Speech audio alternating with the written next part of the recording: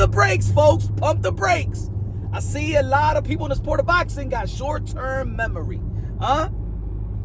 Kudos to Boots Ennis. Beautiful victory versus Xander Zayas. An entertaining fight. Knocked him out. Beautiful. Unified champion. Right? A lot of people saying who's going to be next? It's going to be Vergil. It's going to be Fundora. Ooh, Fundora, Vergil. Oh. And they put Josh Kelly like the third fiddle. Ladies and gentlemen, let's go just a little bit back before the Boots and the Xanders and before the Fundora and the Thurman. Who was the boogeyman at 154? Bakhram. Oh, don't switch up now, folks. Bakhram at 154 was the boogeyman. Let's talk about the best win. Who had the best win, right? Between these contemporaries right here, right? Was it Vergil Ortiz versus Boachuk and Majumov or Lubin? Was it Xander Zayas to capture his world title? Was it Fundora who was the Tim Tszyu Thurman? It was Josh Kelly. Josh Kelly had the best victory. Josh Kelly had the biggest threat at the time, even a bigger threat than Xander Zayas. Let's be real, let's be honest. So why are the boxing world pushing Josh Kelly like a third fiddle, like, no. See, a lot of people didn't think that Josh Kelly was going to be Bakhram. Caught a lot of people by surprise. Actually tampered with the intellect of the boxing heads. 95% of the people thought that Bakhram was going to knock out Josh Kelly. But we all know that, but not me. Not Punch on Boxing. Go check the archives. I said that Josh Kelly's going to be Bakhram. All Bakhram has is left hook, but a lot of people had high hopes of Bakhram.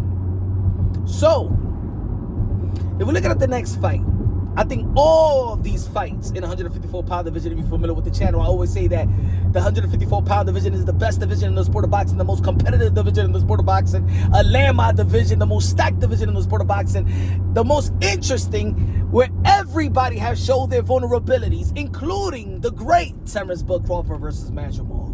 That's the reason why I wanted a tournament in 154, and I wanted Turkey Al Sheikh to put all his money, all that Saudi money, into the tournament at 154, because I believe that the 154-pound tournament was going to be the best tournament in the history of the sport of boxing. Yes, I said the history of the sport of boxing. Adding the likes of Jermell Charlo if he comes back. Earl Spence is a 154-pound division. You feel me?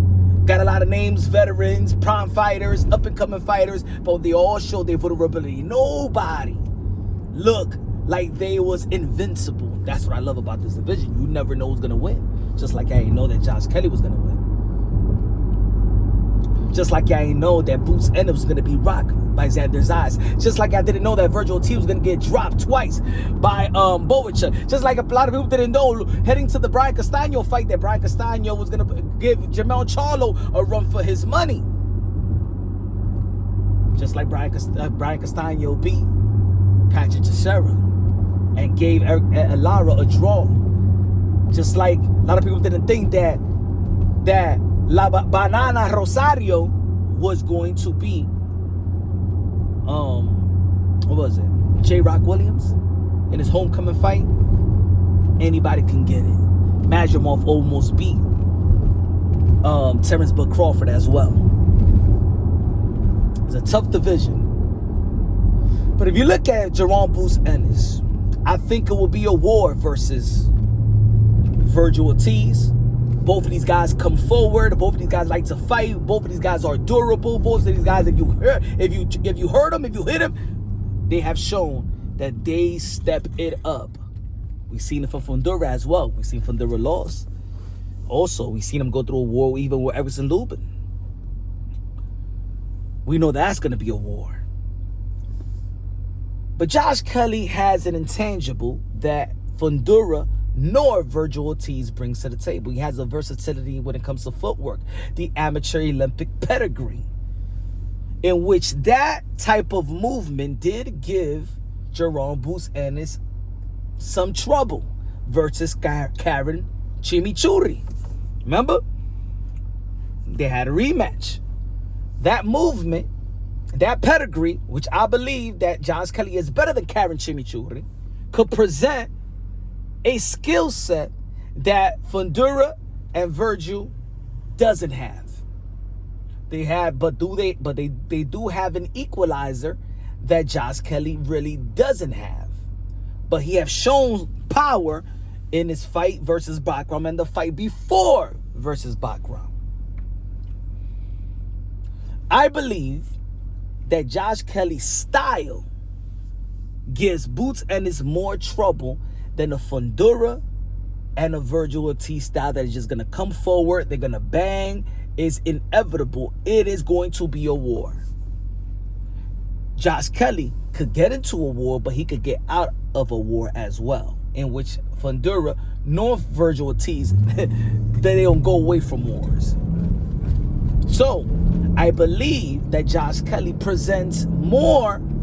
I believe he got more wrinkles to his game, and I believe he brings more, I'm not going to say more of a danger, but more of a harder puzzle to figure out. Now, people going to say, what about Fundora? Fundora is tall. He's a freak of nature. You know, he's an enigma. I mean, the height, yes, but the thing with Fundora is there to be hit, and Fundora will fight to the height of his competition. See, one thing about Fundora, yes, offensively, when he's in when his approach and he's in offense, yes, he's a juggernaut. It's hard to prepare for him, but Fundora does fight to the height of his competition, which had him in wars and draws and got knocked down and got bloodied and all that stuff. He will give you an opportunity to bang with him. He's gotten a little bit better, but he's going to give you the opportunity, and he's going to be there to be his body and his head. I think that Boots Ennis could be a Fundora, and I think that Boots Ennis could be a Vergil Ortiz and vice versa. I think when it comes to those fights, it's more of a physical thing. You know, what could you endure? But I think with Boots versus Josh Kelly is going to make you think a lot. And that could be draining in itself. That could be harder than the physical. We already know that Vergil Ortiz and Boots Ennis and Fundora, they rough. They go through the physical pain. They go to war. But just like in the last fight of Josh Kelly, he knows how to adjust. He knows how to get out of trouble. He knows how to move. And I know people may be stuck on the David Avanesian fight, but remember what I just said about the division. Remember what I said, that everybody have shown their vulnerabilities. We've seen Boots Ennis get hurt by what people called a non-puncher. So I don't want to hear people say that Josh Kelly is not capable of doing what Xander Zayas did. Is he capable of finishing Boots Ennis? Now that's the question.